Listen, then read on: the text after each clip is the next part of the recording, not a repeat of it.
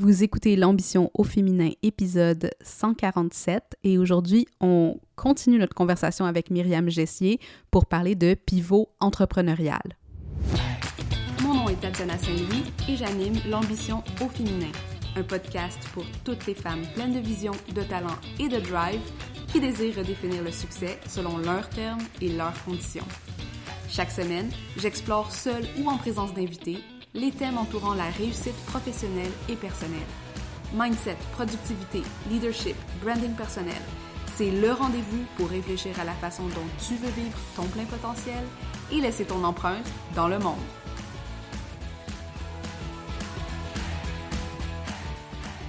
Salut les ambitieuses, comment vous allez aujourd'hui? J'espère que je vous trouve en pleine forme.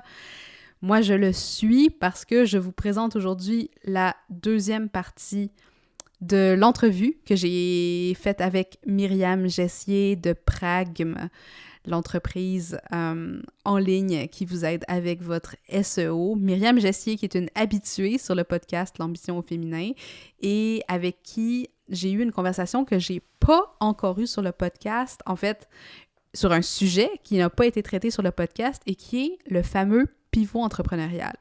Puis ça vient vraiment à temps, cette conversation, parce que moi-même, j'en ai vécu plusieurs des pivots dans mon entreprise, mais le plus récent, c'est notamment le moment où j'ai décidé de fermer mon programme phare Money Brand, qui était mon money maker pendant les 2 dernières années, et de transiger vers un nouveau programme qui avait besoin de naître et qui s'appelle Autopoésis. Et ce pivot-là, j'en parle un petit peu dans l'entrevue aussi, Myriam partage aussi les différents pivots qu'elle a fait dans son entreprise, parce que c'est important de se rappeler qu'en tant qu'entrepreneur, ce genre de flexibilité-là, cette agilité-là, c'est quelque chose qu'on développe avec le temps, mais qui devient nécessaire parce que plus on vise la longévité, plus on vise d'avoir une entreprise pendant de nombreuses années, mais les pivots vont devenir inévitables. Alors, si vous ne savez pas encore c'est qui Myriam, elle est diplômée de la Sorbonne. J'aime toujours lire les bios que les gens me fournissent parce que c'est les infos qu'elles préfèrent mettre de l'avant. Mais elle est diplômée de la Sorbonne où elle a été diplômée en sociologie et aussi en relations internationales, spécialiste du monde anglophone.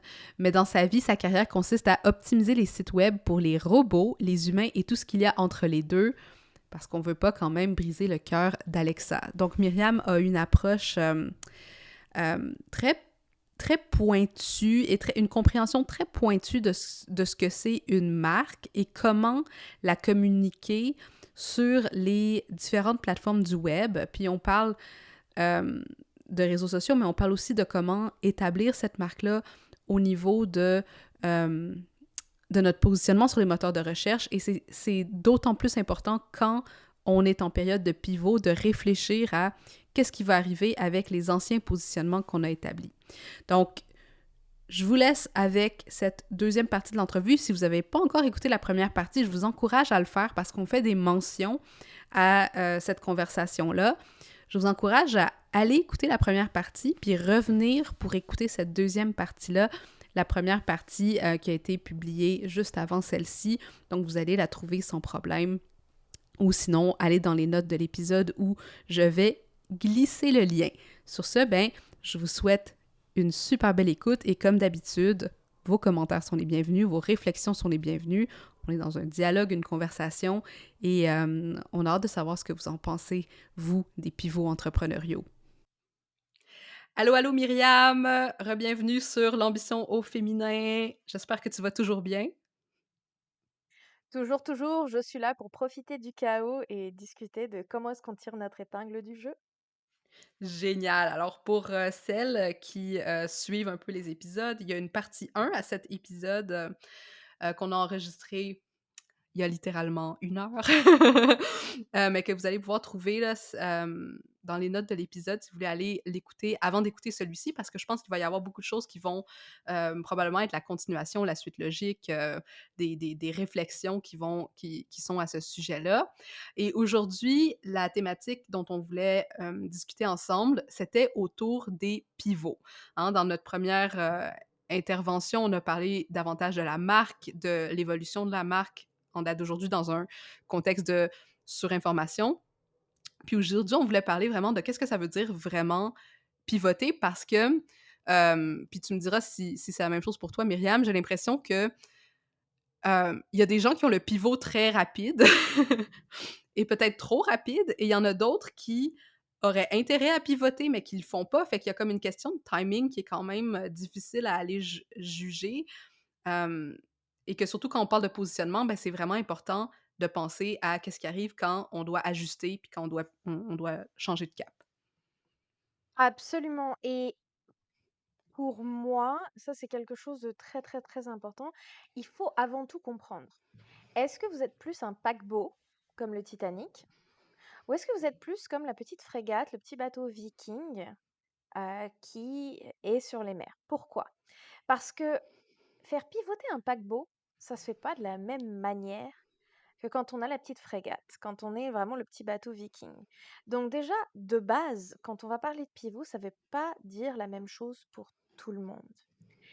Et en plus de ça, il y a des gens qui sont plus ou moins résistants au changement, parce que le changement, ça fait peur. Donc c'est comme des investissements, là, il faut se poser la question, est-ce que je suis un investisseur un petit peu plus apte à prendre des risques? Est-ce que je suis vraiment conservateur? Qu'est-ce qui se passe? Et pourquoi est-ce qu'on pivote? Le Mmh. nombre de fois où on me dit: «Ah bah, on va faire ça parce que tout le monde le fait», je dis: «Ah bah, c'est peut-être pas comme ça qu'il faudrait l'envisager». Ouais, puis à quel point tu penses qu'il y a une intuition entrepreneuriale là-dedans? Tu sais, comme toi, par exemple, point de vue stratégie versus l'intuition, tu le vis comment? Alors, je ne suis pas le type de personne qui croit à l'intuition féminine comme concept universel, OK? Pour moi, l'intuition, c'est quoi? C'est la somme de mes expériences qui font qu'il y a mon esprit ou enfin, moi, c'est pas mon esprit, c'est genre, quelque part dans mon estomac là, le dernier tiers de l'estomac qui me signale: il est temps, il est temps».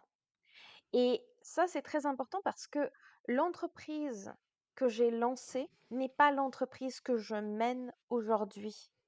Ce Mmh. que je faisais il y a 8 ans, je ne le fais plus nécessairement de la même manière.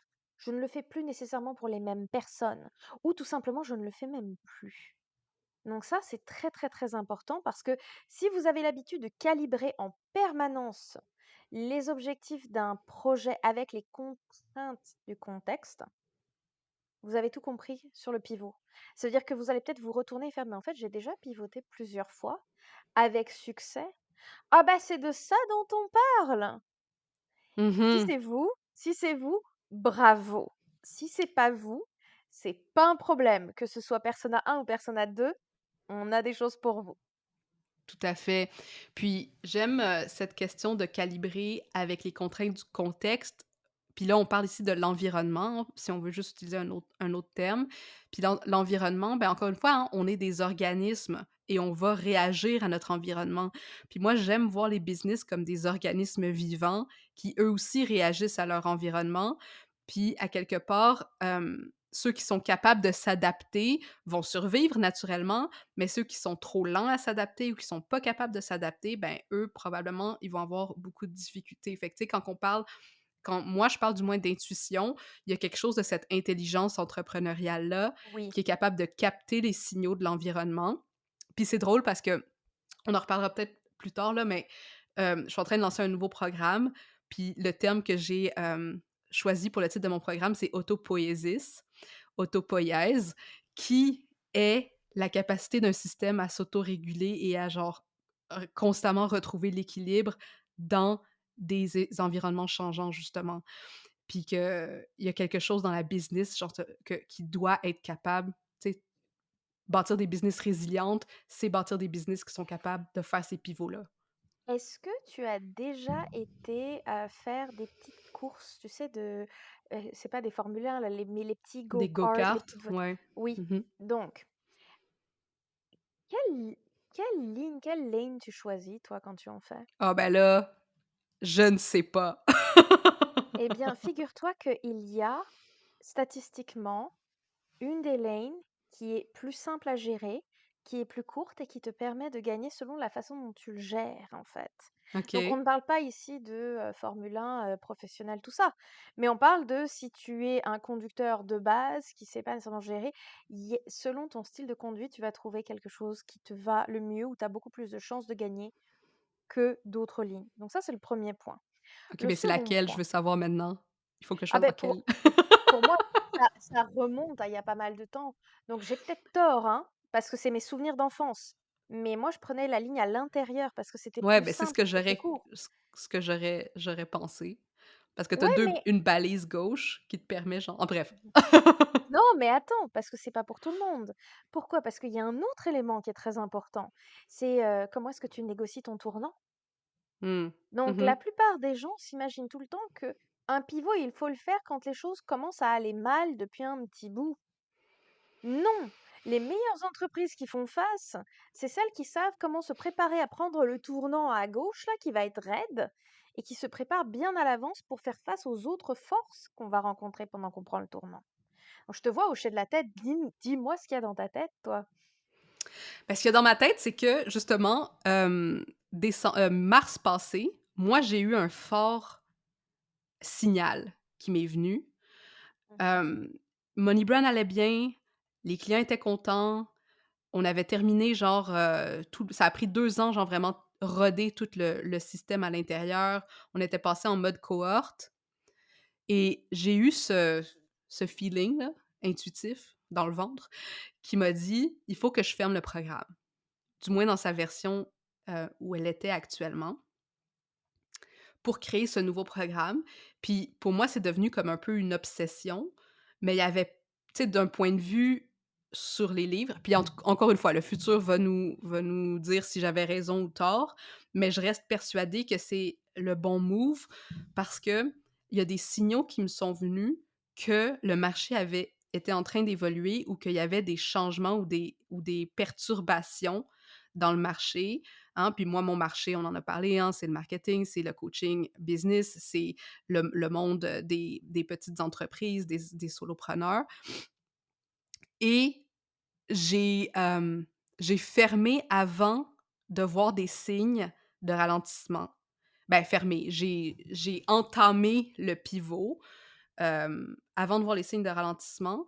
Puis pour moi, c'était tellement clair de dire: «Si je le fais pas maintenant, je vais être en retard». Alors, ça nous amène à un point très important parce que ce que tu viens de décrire de manière très concrète qui connecte avec des êtres humains, il y a une jolie phrase qui peut être utilisée pour normaliser, pas normaliser, mais généraliser la déclaration à tous les gens qui nous écoutent. Si vous maintenez un état constant d'opportunisme, donc on reste ouvert aux opportunités, et une volonté de pivoter, eh bien là, on se retrouve future proof. C'est que on guette les opportunités, mais on s'assure aussi de pivoter, donc d'avoir cette volonté de changer. Mais attention, comme tu l'as dit, c'est pas à n'importe quel moment. On a la volonté de pivoter lorsque les progrès ou les gains sur la voie actuelle diminuent. Donc ça veut dire que s'il n'y a pas de progrès tangible qui connecte avec notre gut feeling, avec notre intuition, on sait qu'on a un risque de stagner et que stagner, ça mène, voilà. Exact. Puis je pense qu'ici, les gens vont peut-être penser que progrès, c'est juste faire de l'argent ou faire plus Non, d'argent, non. alors que progrès, c'est un mouvement.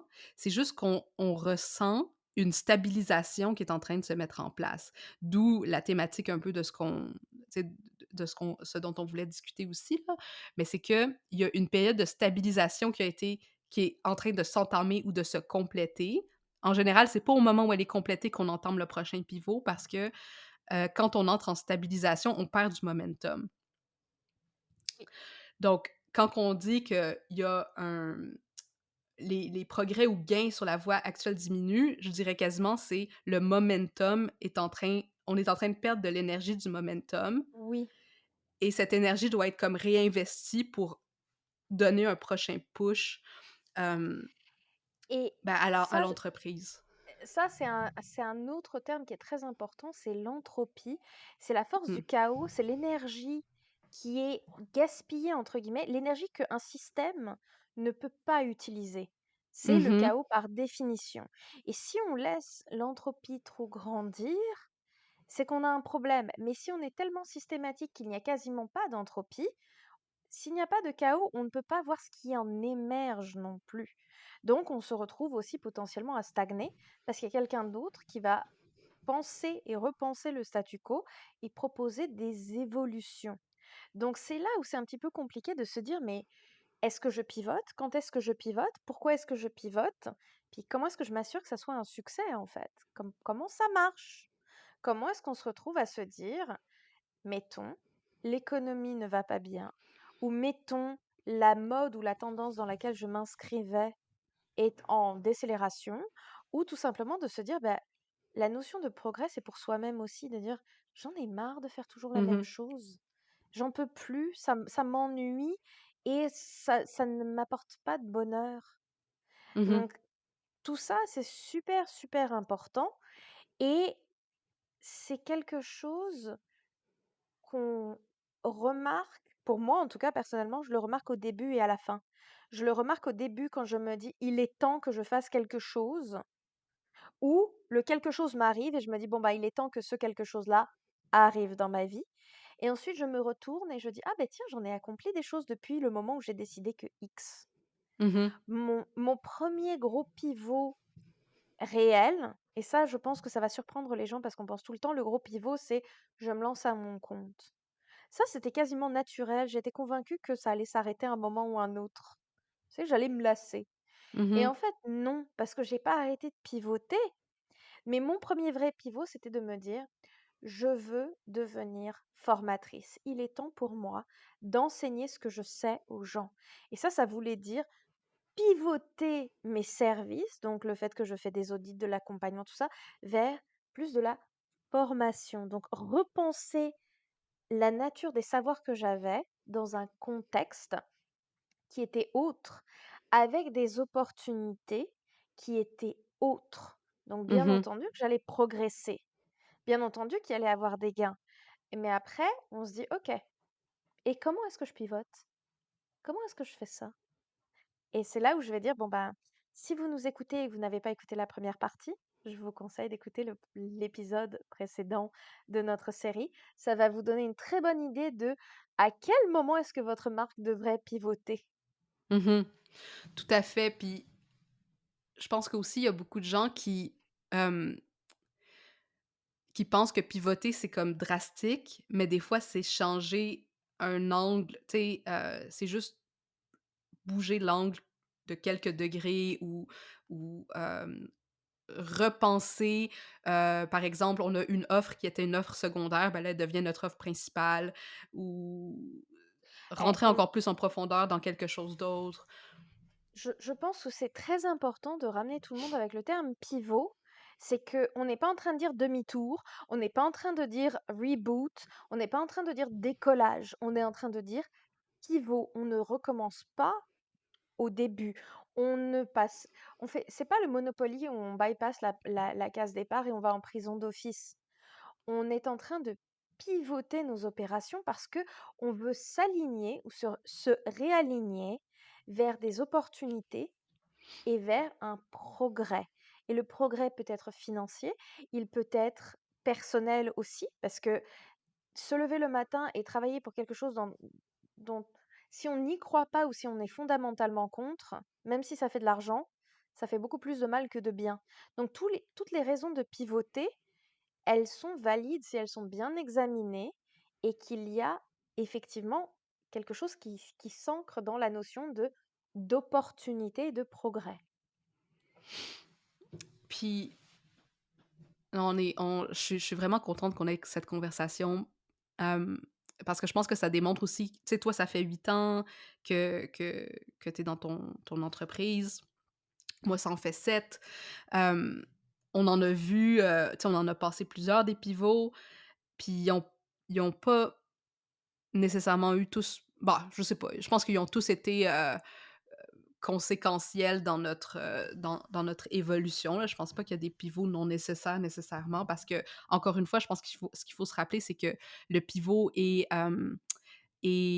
interdépendant de l'environnement, puis de ce qui se passe dans la, tu sais, comme par exemple, pendant la pandémie, il y a des gens qui ont pivoté, mais c'était un pivot forcé, tu sais? Mais on va toujours être en train de s'adapter à ce qui vient de l'extérieur, puis ça peut être des situations dans notre vie personnelle aussi, puis des choses comme ça. Tranche de vie, très sincère. J'ai mis des années, je voulais tout le temps lancer un cours en ligne.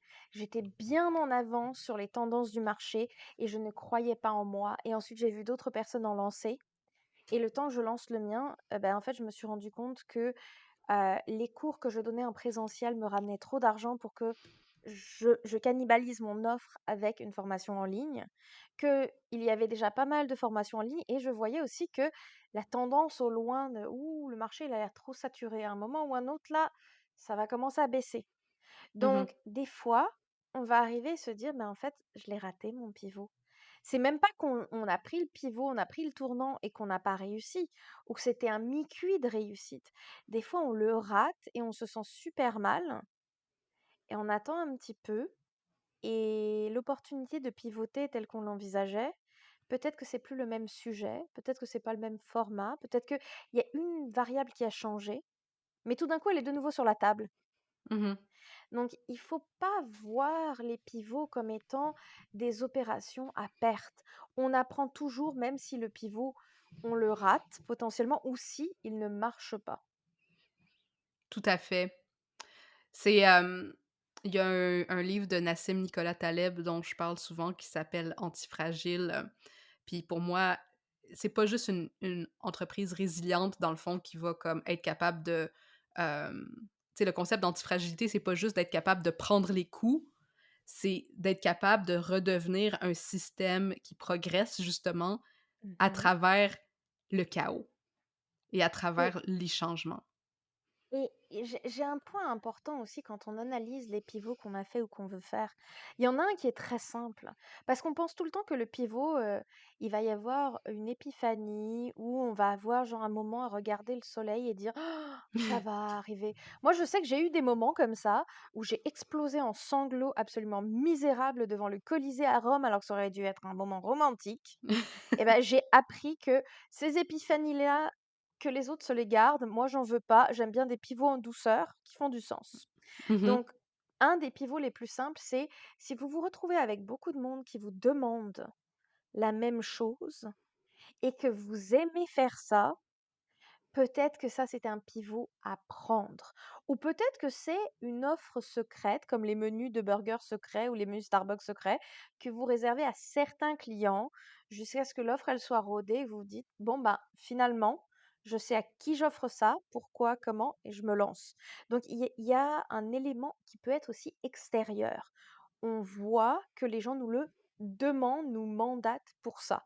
Alors autant saisir l'opportunité. Si votre réseau se montre intéressé par ces services supplémentaires, vous n'avez pas de problème pour pivoter parce que c'est une réponse à l'évolution des priorités du marché. C'est cool. Tout à fait. Mais des Ouais, fois, puis oui, ça vas-y, vient de vas-y. l'intérieur, hein. Tu le disais toi aussi, tu as beaucoup de pivots qui viennent de l'intérieur. À quoi ça ressemble pour toi? Ouais, des pivots de l'intérieur, ben, c'est souvent, en relation à ma propre charge de travail, hein, de dire, si je, tu sais, genre ça puis j'ai enregistré un autre épisode avec Hélène Sarah Bécotte où on parlait de capacité d'un modèle d'affaires, hein. Des fois, on se rapproche de la capacité d'un certain modèle d'affaires, puis on voit comme, ben, si je voulais vraiment atteindre mes objectifs, il faudrait que je travaille beaucoup plus que ce que ma santé me le permet. Ou, hem ouais, moi, des pivots intérieurs, ça a été souvent aussi mes propres évolutions, hein. Il y a des choses que j'offrais au début parce que j'étais en confiance, mais ma confiance a grandi avec le temps et puis là, je me suis dit: «Ben, ça s'aligne davantage avec ce que j'ai envie de montrer de moi». Fait que, tu sais, ça peut être des choses très internes aussi. Hem, puis j'aimais ce que tu disais parce que je pense qu'il y a aussi 2 types de pivots où on pivote par rapport à un service qui est déjà validé, hein, comme quelque chose Oui. que on a un besoin, qui s'est faire sentir ou on l'a déjà testé avec notre marché versus pivoter vers une sophistication de nos offres ou du marché. Puis là, moi, je donne un exemple. Moi, j'ai fait les 2. Dans un 1er temps, j'ai beaucoup pivoté comme par exemple, hem, du coaching en individuel que je faisais sur le positionnement de marque, c'est devenu money brand, tu sais? Tout ce que j'avais créé dans ces dans tu sais? Puis après ça, j'ai pivoté vers un modèle d'affaires différent, mais la thématique, les sujets, les contenus étaient relativement semblables. Mais là, maintenant, le pivot que je suis en train de faire, c'est un pivot vers une sophistication du marché, donc quelque chose que je considère que mes clients ou qu'il y a une suffisamment, il y a suffisamment de signaux dans l'environnement pour me dire, il y a suffisamment de clients qui sont rendus à ce degré de maturité-là pour être capable de désirer, ce que je veux leur offrir. Donc ça, c'est vraiment plus un pivot de sonde, où est-ce qu'on dit comme mes dollars, je mets mes mes jetons sur ce type de développement dans le marché, puis je me positionne comme une des premières qui va faire ce pivot-là. Et c'est ça, ce que tu amènes en fait, c'est excellent parce que ça me permet de parler d'un autre type de pivot et d'expliquer aussi pourquoi est-ce que les gens, ils ont souvent peur de pivoter. C'est qu'un pivot bien fait, à la fin de la journée, et là, c'est un argument quand même qui est un petit peu, toi, je sais qu'il va résonner avec toi, mais pour les gens qui ne comprennent pas, posez-vous, regardez votre offre et je vous challenge d'essayer de cannibaliser votre offre. Donc, la problématique, en fait, c'est qu'on se dit tout le temps: «Je veux pas mettre en péril ce que j'ai déjà». C'est qu'on a une aversion à la perte potentielle. On préfère ne pas gagner plutôt que perdre. C'est quelque chose d'humain. Mais pivoter, ça veut dire surmonter ça. Parce que Mmh. un chiffre d'affaires peut augmenter grâce à la cannibalisation. Parce que la cannibalisation produit, c'est le remplacement d'un produit par un nouveau produit de la même entreprise. Et on peut cannibaliser différents angles. Donc c'est là où ça devient un petit peu plus compliqué, c'est que je faisais référence dans l'épisode précédent, donc n'hésitez pas à aller le checker, où je disais, ben, un audit avec moi, ça coûte plusieurs milliers de dollars. Et tout d'un coup, pour un quart du prix, je cannibalise mon audit pour un quart du prix, donc réellement j'allège le prix en offrant un autre format d'audit. Mais cet autre format, il va parler à d'autres personnes où j'ai découvert qu'il était utilisé de différentes manières. Donc c'est un outil pour d'autres choses. Donc on peut cannibaliser le prix comme Netflix le fait. Donc ça, on en a déjà tous et toutes entendu parler.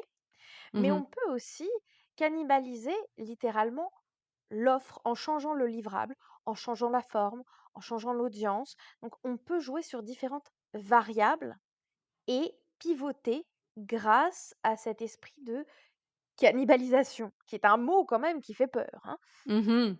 Ouais, ça fait peur, mais des fois, c'est très nécessaire en littérature, dans l'écriture, ils parlent, souvent de «kill your darlings», hein, Oui, assassiner vos chéris, parce que, ben, c'est dans un roman ou dans un livre, un narratif, souvent, c'est ce qui va permettre de créer un plot twist ou un renversement de situation, hem, qui va ouvrir des nouvelles opportunités. Donc en éliminant un canal, qui a été tu normalisé, on on crée un chaos créatif, en fait. nous, en tant qu'entreprise chez Pragma, on a pivoté à cause ou grâce à la cannibalisation intensive de Google. C'est qu'au début, il y avait Google Analytics Universal, donc le modèle que tout le monde connaissait très bien, qu'on aimait bien. Et très tôt, donc vraiment très très très tôt, début 2021, on a commencé à offrir des cours en Google Analytics 4. Il n'y avait que très peu de demandes parce que personne n'était forcé d'apprendre ça. Ça allait mettre 2 3 ans avant que Google ferme tout ça, c'était annoncé, personne n'était pressé. On a décidé de s'engouffrer dans la brèche parce qu'on était les premiers. Donc maintenant, on est tous les deux, moi et Augustin, reconnus comme formateurs et formatrices GA4 en mode ça fait très longtemps qu'on fait ça, on peut nous faire confiance.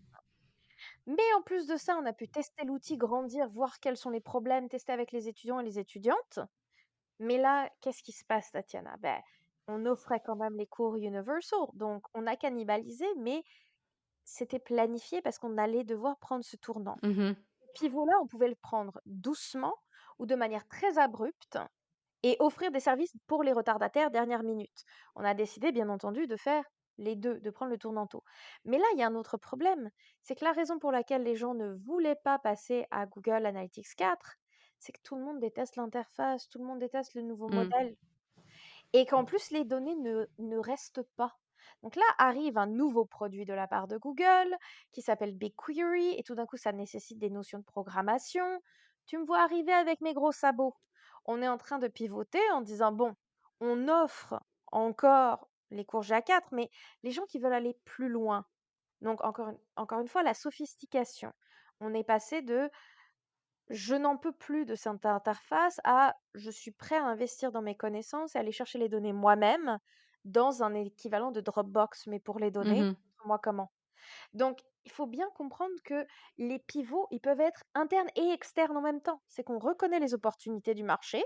On sait que moi, dès que les gens se plaignent, j'aime pas ça, je veux pas le faire, je rigole parce que je sais qu'il y a une opportunité en tant que marketeuse de faire de l'argent. Il y a un problème, on le règle. Salut les ambitieuses, je fais une petite pause dans l'épisode pour te parler de quelque chose de vraiment important. On va pas se mentir, hein, les dernières années ont été rough pour beaucoup d'entrepreneurs. Pour certaines, ça a voulu dire de retourner sur le marché de l'emploi, pour d'autres, redéfinir ses offres ou changer sa clientèle. Et au cours des 8 dernières années, j'ai vu des centaines d'entrepreneurs motivés et pleines de talent obligés de fermer les portes par manque de rentabilité ou de momentum. Parce qu'on va pas se mentir, hein, grâce au pouvoir du web et des réseaux sociaux, il n'a jamais été plus facile qu'aujourd'hui d'avoir sa propre entreprise. Le défi, c'est d'y rester maître à bord, ancré dans sa vision, peu importe les tempêtes qu'on rencontre au fil des ans. Mais faut pas se faire d'illusions, ton énergie est limitée. Tu ne peux pas brûler la chandelle par les deux bouts. Et pour continuer, tu as besoin de trouver un équilibre entre croissance et stabilisation. Et la clé vers cet équilibre, c'est la force de tes systèmes. Et croisant mes 7 années d'entrepreneuriat à faire croître mon équipe, mon plaisir et mes profits, je l'ai expérimenté au premier plan. Ce sont tes systèmes qui te supportent jour après jour pour que tu puisses enfin relaxer dans ton entreprise, même quand le monde est sans dessus-dessous. Cet hiver, je vais ouvrir les portes de mon nouveau programme signature, Autopoésis. Ça fait plus de 6 mois que je travaille sur cette hybride entre un mastermind et un parcours de développement entrepreneurial pour te faire travailler dans les mécanismes les plus importants de ton business durable. Bye bye hustle, bye bye doute et découragement. Tu es devenu entrepreneur pour faire du bien à toi, à tes clients et à ceux qui t'entourent. Et là, on va optimiser chaque partie de ton entreprise pour y arriver. Rejoins la liste d'attente pour être aux premières loges lors de l'ouverture des inscriptions et profiter des rabais, bonus et autres goodies que je réserve à la première cohorte qui bénéficiera du prix le plus bas auquel le programme sera vendu. Pour t'inscrire, c'est facile, rends-toi sur mtamarque.com/AP, mtamarque.com/A comme Annie et P comme papa, et entre tes infos. C'est gratuit, c'est sans engagement, mais mon instinct me dit que c'est exactement le type de support à la fois stratégique et expérientiel que tu cherchais. Alright ma chère, c'est à mtamarque.com/AP. Oublie pas que si tu cherches le lien, il est dans les notes de l'épisode. Et maintenant, de retour à notre émission. Tout ça pour dire que les pivots, on y réfléchit, mais des fois on n'y réfléchit pas et on se retourne et on dit ah ben finalement j'en ai fait du chemin. Donc moi je vais y revenir sur une petite notion quand même au niveau de l'impact de la cannibalisation. C'est que comme tu l'as dit, kill your darlings. Mais pourquoi? parce que ça permet de changer le positionnement d'une marque. On peut passer en, mettons, entrée de gamme à premium. Ça, c'est quelque chose Mmh. qui arrive pour beaucoup d'entre nous. Ça change aussi les industries et les clientèles. Tout d'un coup, on se rend compte qu'il y a certaines niches dans lesquelles on s'est spécialisé avec un réseau spécifique et donc on a d'autres clients. C'est quelque chose qui m'arrive régulièrement. Ça change le prix, ça change la perception de la marque.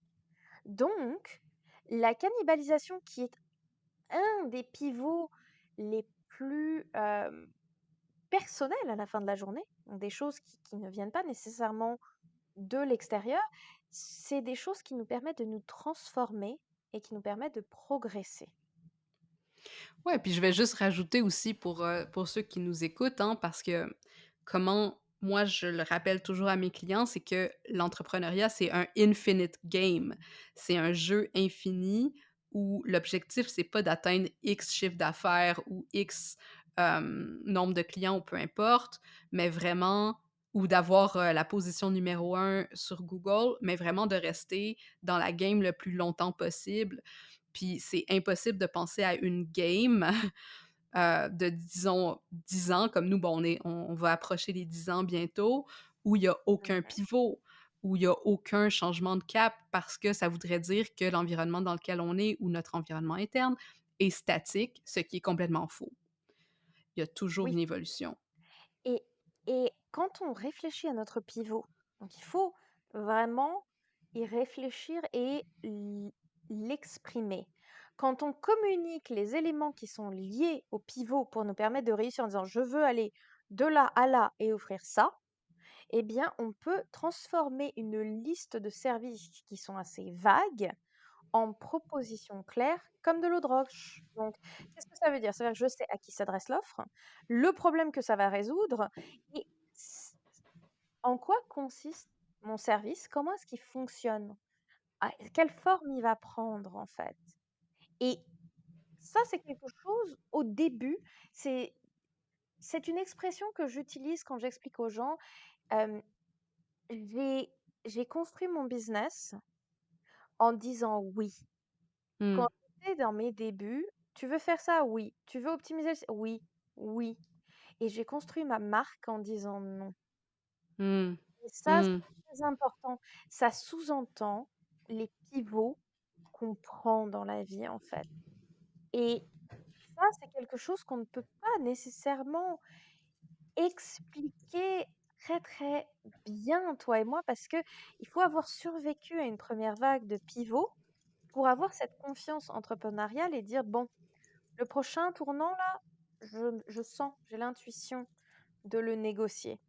Donc, ce que je conseillerais avant tout, c'est de ne pas avoir peur de prendre un pivot, de le faire de manière très intelligente en disant: J'ai vu qu'il y avait de la demande» ou «Par expérience, je sais que si je prends ce tournant-là, si je fais ce pivot, ça va être bénéfique pour moi pendant quelques années, ça va me permettre de créer un tremplin pour progresser encore plus loin».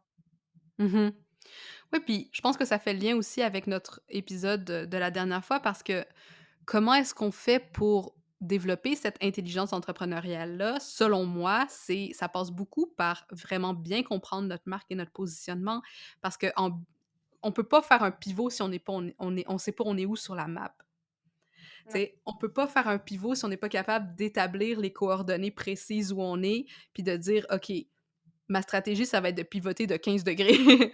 Hem, on peut le faire à l'œil comme ça, mais il y a beaucoup plus de risques qui sont investis là-dedans en disant là, on rentre dans ce qu'on appelle aussi lancer des spaghettis au mur. Lancer des spaghettis au mur, c'est des pivots, mais c'est pas des pivots intentionnels. Puis avec des pivots pas intentionnels, ce qui arrive, c'est que on va dépenser de l'énergie. Puis là, je pense à tous les clients qui disent comme OK, je m'étais donné 1 an pour faire 100 000, j'ai pas fait 100 000, il faut que je change toute mon offre, puis mon système, puis mes écosystèmes. Puis là, c'est comme non, j'en sais que, un, t'as peut-être pas laissé assez de temps à ton système de se stabiliser. Deux, il y a quelque chose que t'as pas compris sur ton positionnement, tes clients, ton désir. Et à ce sujet-là, allez écouter l'autre épisode qu'on a enregistré avec Myriam. Ou 3, tu sais, tu en trauma response parce que là, tu veux juste utiliser ce momentum puis cette énergie pour tout détruire puis tout reconstruire, tu sais, comme un enfant qui dit genre: «OK, j'ai bâti un château, maintenant je vais comme complètement le détruire puis en recommencer un». Puis là, ça, c'est pas de l'entrepreneuriat stratégique, c'est même de l'entrepreneuriat comme destructeur, tu sais. Mmh. Mmh. Et un pivot, ce n'est pas courir après la dernière tendance parce que les autres le font. Si c'est déjà une tendance que tout le monde fait, c'est que vous avez déjà raté le tournant. C'est Exact. qu'il y a encore peut-être de la place si vous avez un bon différenciateur de marque, un positionnement vraiment unique, mais si c'est pour faire du générique ou si c'est pour faire quelque chose que quelqu'un a déjà fait, mais mettons 20 mieux, ce sera pas suffisant. C'est pas un pivot.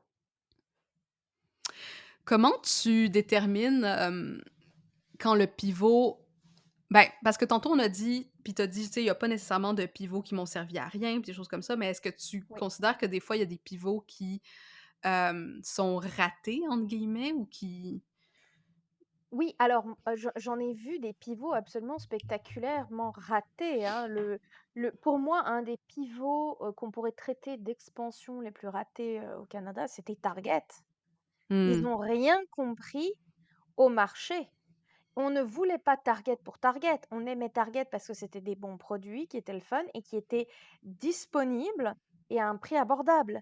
Si tu vas nous donner une expérience canadienne qui est impactée négativement parce que les produits sont pas là, les prix sont pas là, il y a rien qui est là de l'essence de la marque Target, ce à quoi on s'attend au niveau de l'expérience, bien sûr que ça va rater. J'ai eu aussi des entreprises qui me disent: «On va se lancer en France» et je les prévenais parce que je disais: «Votre marque, votre ADN, c'est d'être drôle. Toutes mmh, les blagues que vous avez au Québec qui sont drôles, c'est zéro ce qui va se vendre en France. Non, non, mais on va s'adapter». Je leur ai dit, je les ai prévenus: «Faites attention, le marché français, l'humour n'est pas du tout le même. Donc ce qui est votre pilier de marque dans un coin du monde ne sera pas un différenciateur, ça va être un alien ailleurs». mmh Donc mh, il faut faire attention au pivot et toujours se dire: «Est-ce que j'ai ma place? Est-ce que je vais pouvoir me différencier?» Ou est-ce qu'on se pose la question de: «Bon, on voit un trou dans le marché, on va pouvoir se caser». Se caser et faire sa place, c'est 2 choses très différentes, en fait. Un pivot, c'est réellement faire sa place. C'est de tourner un petit peu et de se réaligner, réaligner sa marque pour aller plus loin. ouais, mmh. J'avais une question, attends, qui m'était venue puis je me demandais bref, ça va me revenir. Les À pivots quoi ça manqués. ressemble un pivot manqué? Eh bien, pour moi, en Ouais. fait, il y a beaucoup de pivots qu'on va juger comme étant manqués à l'interne, mais ça ne se verra pas à l'extérieur. Mais la plupart des pivots ratés et spectaculaires en public, c'est qu'il y a quelqu'un quelque part qui a ignoré beaucoup de signaux, des gros red flags pour quand même lancer la patente.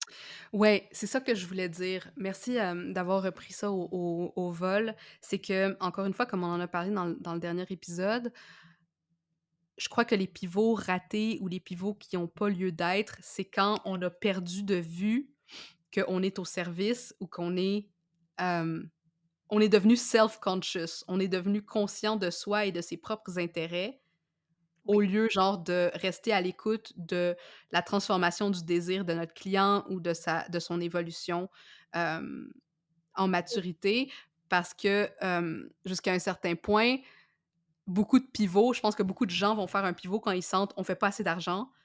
Hem, il y a comme un état de panique, genre, tu sais, où est-ce oui. qu'on doit on doit pivoter sinon on va devoir mettre des gens dehors ou d et X, Y, Z.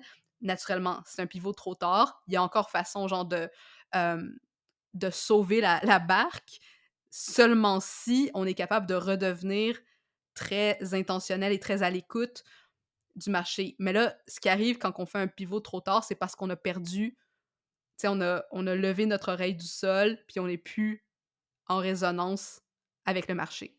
C'est pas seulement la résonance avec le marché, c'est aussi l'alignement avec son image de marque. Mmh. Donc ça, c'est quelque chose qui doit être fait très bien, sinon ça ne marche pas. Un exemple concret de ça, c'est comment est-ce qu'on est capable de se cannibaliser sans nécessairement perdre sa crédibilité? Donc les marques de haute couture font ça relativement bien. C'est qu'elles se sont rendues compte qu'il y avait pas mal de monde qui adorait porter des logos, ce qui permet de faire de la publicité pour les marques. Et les marques de haute couture, pendant très longtemps, ont refusé de faire des produits moins chers en disant on ne veut pas perdre notre capital de marque.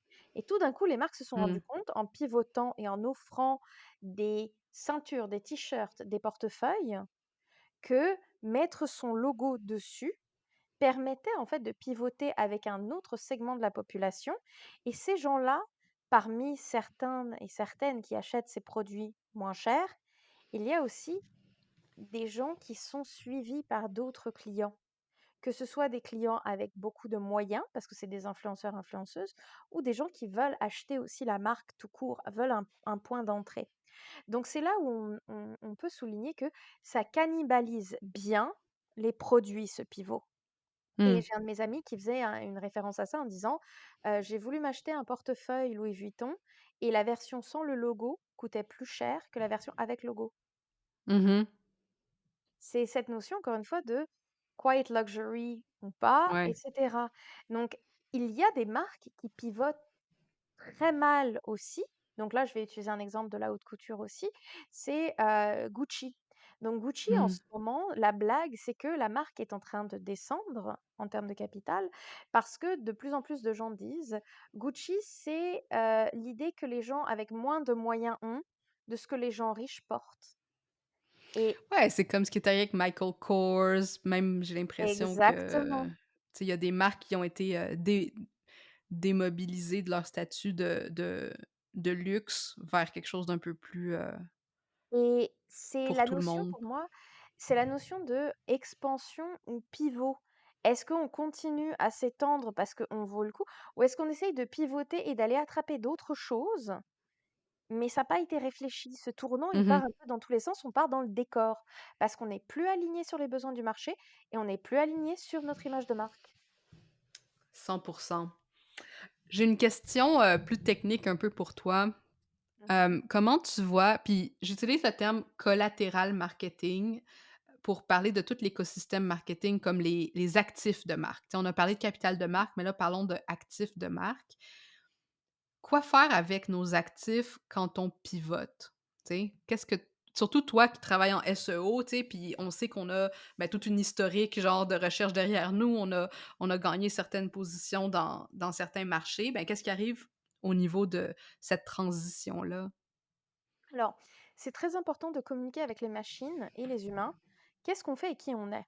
Donc, si par exemple, moi je publie des articles qui sont liés à Shopify ou e-commerce, ils vont vite se positionner parce que Google a déjà reconnu que j'ai publié plusieurs articles là-dedans. Pareil dans Google Analytics. Donc, on va utiliser le cas de Google Analytics. Bien, on est passé de Google Analytics Universal à GA4. Là, on est bien connu plus pour GA4, donc on a transitionné de plus en plus vers, on a pivoté vers GA4. Et donc là, tout d'un coup, on est en train de bâtir dessus en disant, bah, tu nous connais pour les données, BigQuery est lié à Google Analytics 4. Comment est-ce qu'on communique qu'on peut faire des choses dans GA4, mais mieux dans BigQuery? On va publier des articles là-dessus, on va avoir des podcasts, on va parler là-dessus. Tout d'un coup, Google va comprendre. Et puis, il y a un lien, il y a un fil rouge à travers tout ça. Quand on veut pivoter, c'est ça, c'est qu'on faisait quelque chose et on propose quelque chose de nouveau, mais c'est peut-être une nouvelle façon de le faire, donc un nouveau livrable.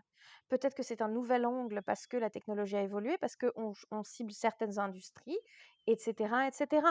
Donc, il faut, il faut bien comprendre que le travail qui a été fait avant, d'habitude, c'est une fondation sur laquelle on peut bâtir et étendre l'annexe, en fait.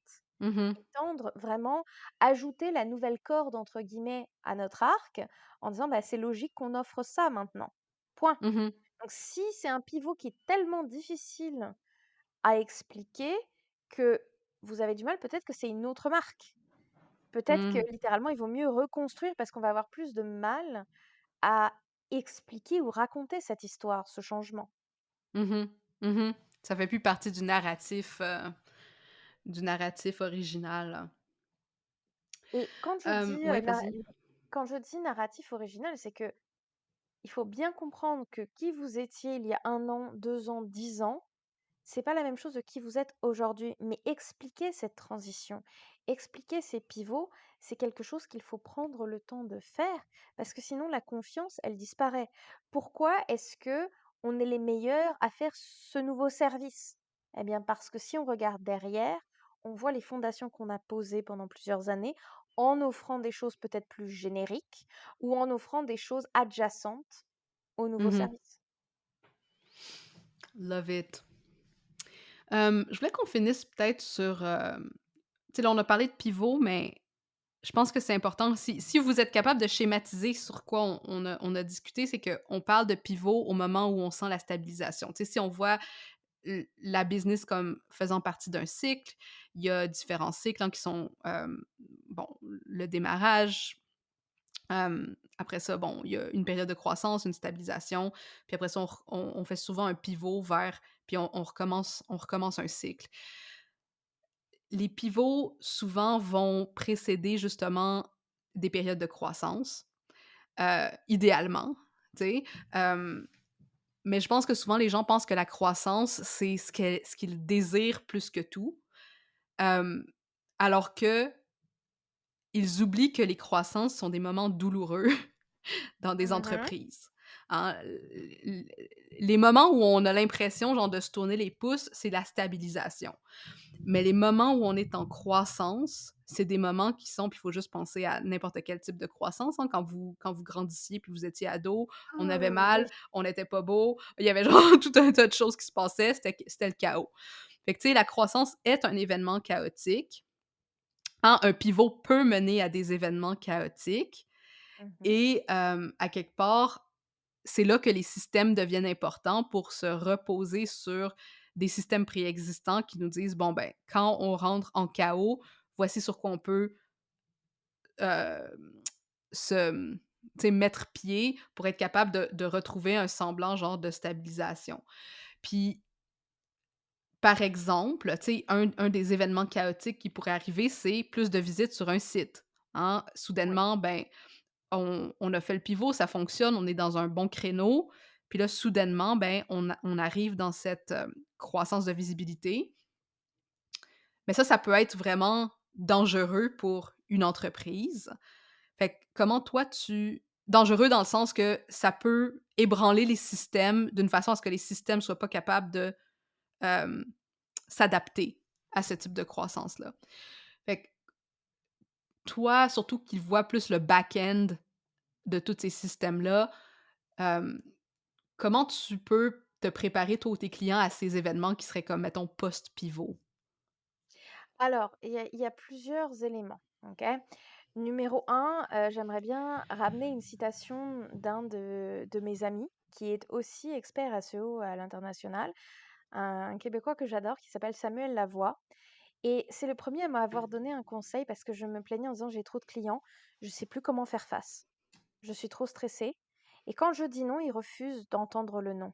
Ah, j'étais jeune, hein, et j'étais naïve et il m'a dit: «Quand tu as trop de demandes, il est temps d'augmenter ton prix».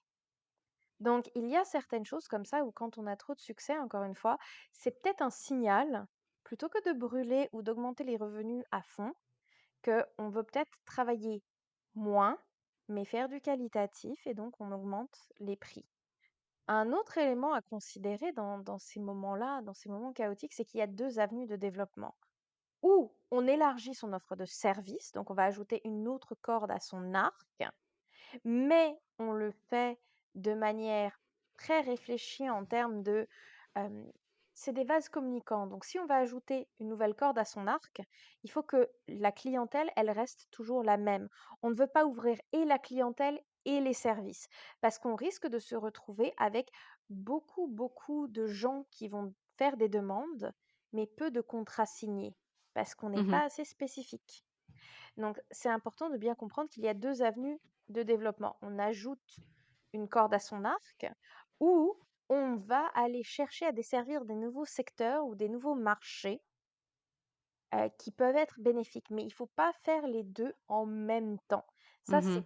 ça va à «l'encontre» entre guillemets de la stabilisation.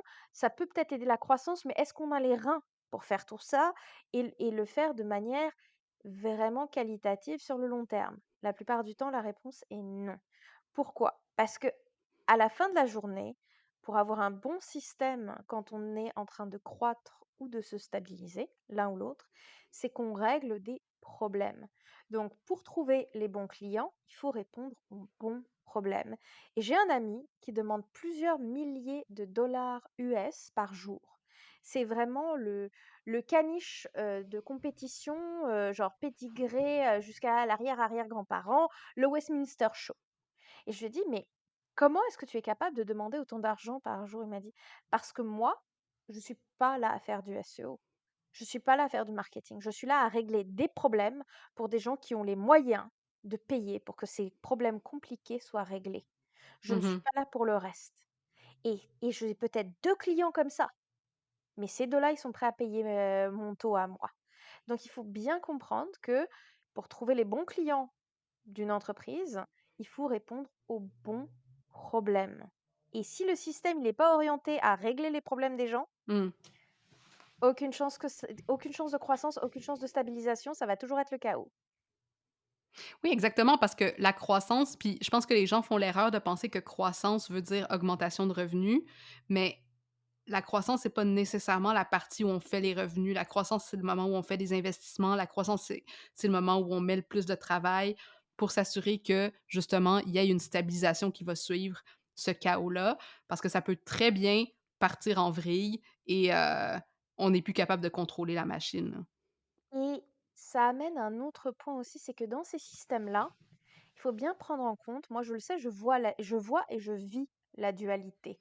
Parce que je suis très entrepreneuse, je vais prendre des risques, je vais penser aux pivots et je vais tout mettre en place pour les pivots. Mais ça fait mal, c'est difficile et le retour sur investissement arrive plus tard, bien entendu. Donc on peut avoir des débuts encourageants, mais on prend des risques. Et je sais que au sein de mon entreprise, je vis l'opposé avec mon partenaire qui fait très attention et très conservateur. Mais c'est aussi la personne qui va être la force stabilisante de l'entreprise. Donc ça, c'est important parce que sinon, ben, on pivote dans tous les sens au point où on devient une boussole. Ça Mhm. marche pas non plus. Mais il faut aussi se poser la question dans les systèmes de croissance et de stabilisation, est-ce que tu en as marre de faire une certaine tâche? Mm. Est-ce qu'on peut l'externaliser? Est-ce qu'on peut la repenser pour que ça soit quelque chose d'utile et en demande, sans pour autant se pourrir la vie, sans pour autant perdre du temps, sans pour autant perdre de la valeur ou de la diluer? Donc ces systèmes-là, bah, il faut aussi considérer, est-ce qu'on va retravailler le onboarding des clients? Mhm. Est-ce que la pipeline des ventes va être pensée? Est-ce qu'on va avoir certaines choses qui sont automatisées parce que ça nous aide? Est-ce que, par exemple, on en a marre de faire ça, donc on va éduquer les clients, leur apprendre comment le faire, comme ça, nous, on peut faire autre chose? Donc, ce côté-là, ces systèmes-là aussi, ça peut être quelque chose qui vient de l'extérieur. Donc, on réfléchit, est-ce que les clients, la demande, l'offre, tout ça, ça se cristallise en termes de je dois ajouter une nouvelle corde à mon arc? Est-ce que je dois desservir des nouveaux marchés ou des nouvelles clientèles?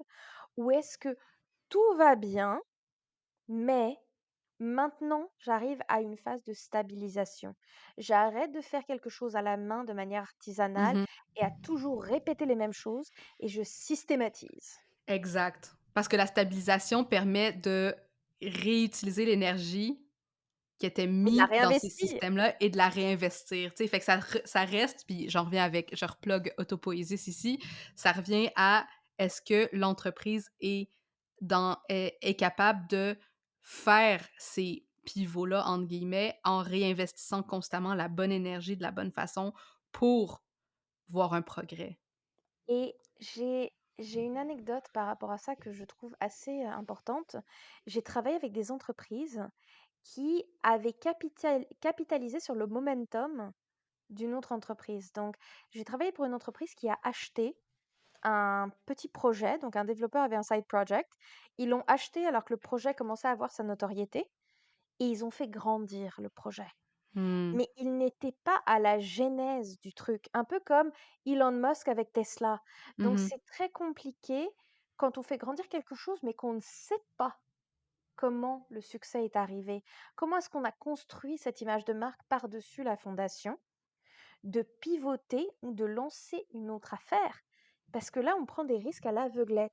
Hmm. Donc c'est très important de bien comprendre, oui, le marché, mais aussi quelle est notre place dans le marché, quelle est notre image de marque, comment est-ce qu'on capitalise dessus et est-ce qu'on est capable d'avoir une autre branche ou une autre Ouais, corde à notre arc ou mais bref, il faut savoir d'où vient le succès pour pouvoir construire dessus. On peut pas dire: «Ah bah, j'ai eu de la chance». exactement. Et là, c'est là que ça devient vraiment très intentionnel, l'entrepreneuriat. Myriam, je trouve que ça a fait une belle conclusion à ces 2 épisodes de podcast, qu'on vient d'enregistrer. Et en plus, je sais pas, à chaque fois que je te parle, j'ai l'impression que tu connais exactement où je m'en vais dans mon dans C'est mon mutuel. entreprise parce que tu fais de la pub pour, genre, mes prochains programmes en ce moment avec tout ce que tu dis parce qu'on est exactement sur la même longueur d'onde. Puis je pense que c'est dans cette direction-là qu'on veut aussi éduquer les gens à aussi sophistiquer leur connaissance de leurs systèmes entrepreneuriaux. Puis des systèmes, ben, c'est pas juste ton SEO, c'est pas juste ton brand, c'est pas juste, tu sais, tout fait partie de cet écosystème-là qui doit travailler ensemble pour permettre l'évolution et l'antifragilité dont on parlait tantôt. Redis-nous encore une fois où on peut te suivre et si tu as un mot de la fin, naturellement, là, on serait heureuse de l'entendre. Alors, on peut me retrouver sur le web, donc mon entreprise s'appelle Pragm, Pragm. Si vous avez besoin de formation pour développer certains systèmes SEO ou analytics, je suis la bonne personne. Si vous voulez retrouver des astuces, c'est sur LinkedIn que ça se passe, à mon nom, donc Myriam Gessier. Et sur le mot de la fin, eh bien, en fait, j'aimerais bien le donner aux auditeurs et aux auditrices. Et que moi, je veux tout savoir des pivots que vous avez pris et qu'est-ce qui a été payant et qu'est-ce qui l'a pas été, en fait. Parce que je me doute qu'on n'est pas les seuls là à se parler de pivots. Donc, je suis vraiment curieuse. Ouais, n'hésitez pas à taguer Myriam et moi sur LinkedIn avec vos commentaires. On veut savoir, on veut participer à la conversation et que vous participiez à la conversation aussi.